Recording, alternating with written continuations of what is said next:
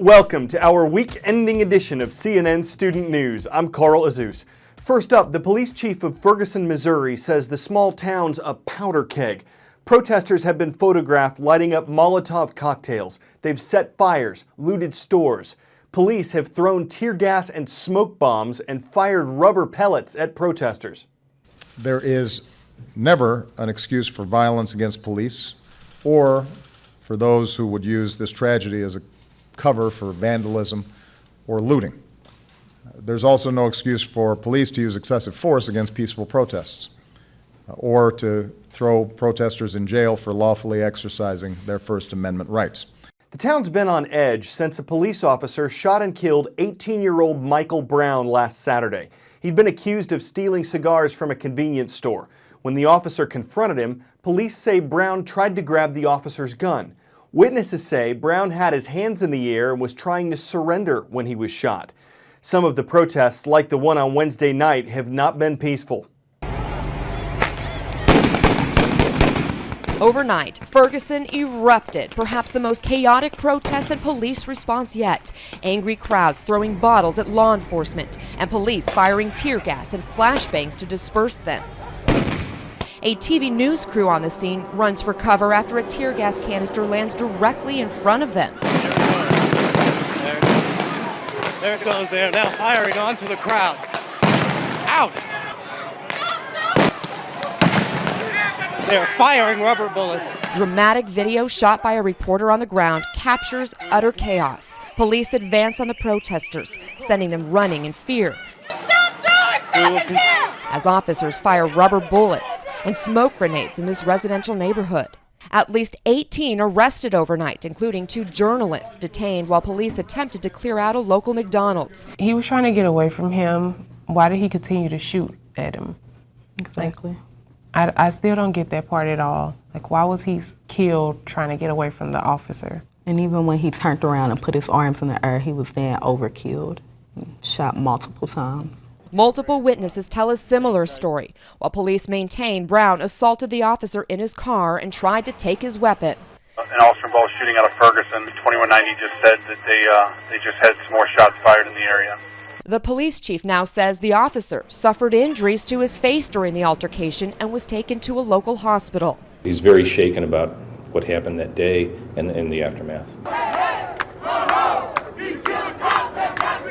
Earlier Wednesday, police had asked that all protests be held during the daytime, but Wednesday night's protests continued as scheduled, and police responded with force. 280 Russian trucks were headed toward the border with Ukraine yesterday. They had not crossed that border by the time we put this show together, but officials from several countries were keeping close tabs on them. Russia says the trucks are carrying supplies, food, medicine, sleeping bags, on a humanitarian mission to help civilians in war-torn Ukraine. But Ukraine's government thinks it might be an attempt by Russia to smuggle weapons in to help the rebels who are fighting Ukraine's government. Russia took over Crimea, a part of Ukraine, earlier this year.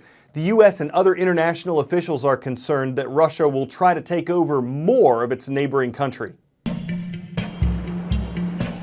The renewed focus on Russia's military started with its annexation of Crimea in southern Ukraine. But you should really look back 6 years ago to 2008 when Russia invaded another former Soviet state, Georgia. There's a view in Russia that that's when the world started taking Russia seriously again, because for years Russia had seen itself as being far behind, hopelessly behind the West in military terms, and that's a problem that Russia's leadership wanted to correct. In recent years, Russia has started what many military analysts call a massive rearmament. $730 billion over 10 years. In military terms, we're talking about 100 new warships, 600 new warplanes, 1,000 new helicopters to go along with what remains the largest nuclear arsenal in the world, larger even than the U.S. Now, the focus is not on another Cold War necessarily, really on what Russia calls the near abroad. Those are the former Soviet republics,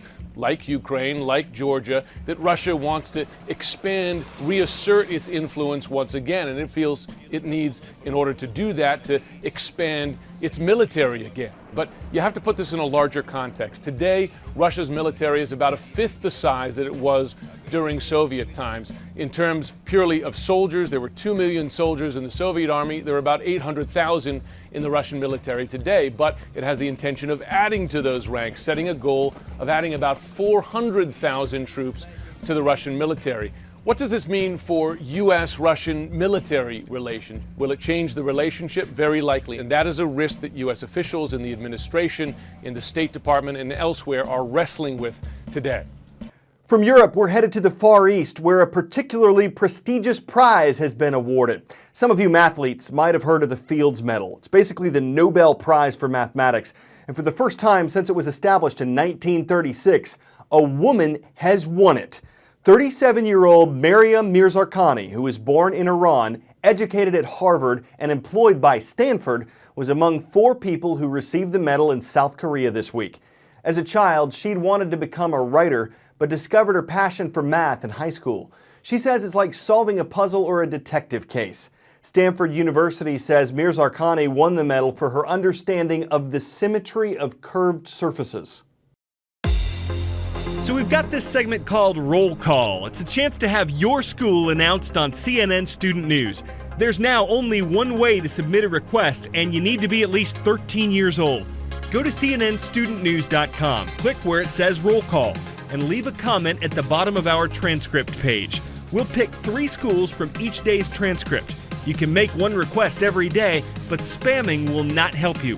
Please tell us your school name, city, state, and mascot. Good luck.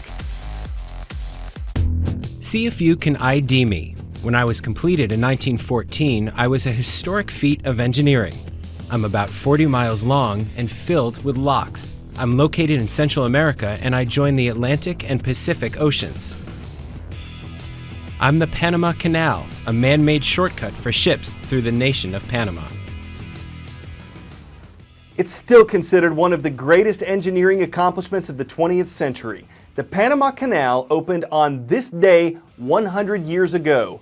It took more than 3 decades to build, and tens of thousands of people died doing it, from diseases like malaria to accidents, landslides, mudslides. Because the U.S. oversaw its construction, it controlled the Panama Canal from 1914 until 1979. Panama took over complete control in 1999.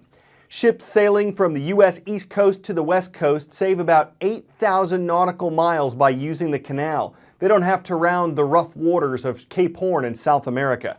Sailors from Europe to Asia save about 2,000 miles, but travelers have to pay a toll to use it. Well, you know how to get on Roll Call. Now we're going to look at who is there. Tigers are online this Friday. They're on the prowl in Medford, Oregon. Hello to Central Medford High School. Soaring to the southeast, we found some eagles over Huntsville, Alabama. They're watching from Columbia High School. And flying northeast, the Eagles of Ellicott City, Maryland are on the wing. Good to see you at Centennial High School.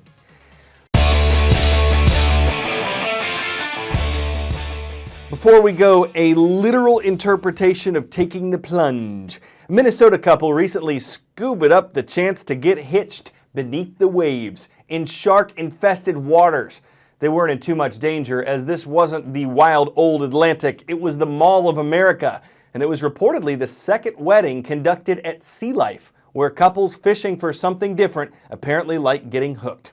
Guess they figured that traditional weddings are for land lovers. If your feelings are so deep that an open ceremony would barely scratch the surface, and you're willing to dive in to take your spouse's breath away, well, what are you waiting for? Every diver loves a good wetting. We hope your weekend is awesome, that you'll join us again on Monday for a new week of CNN Student News. I'm Carl Azus.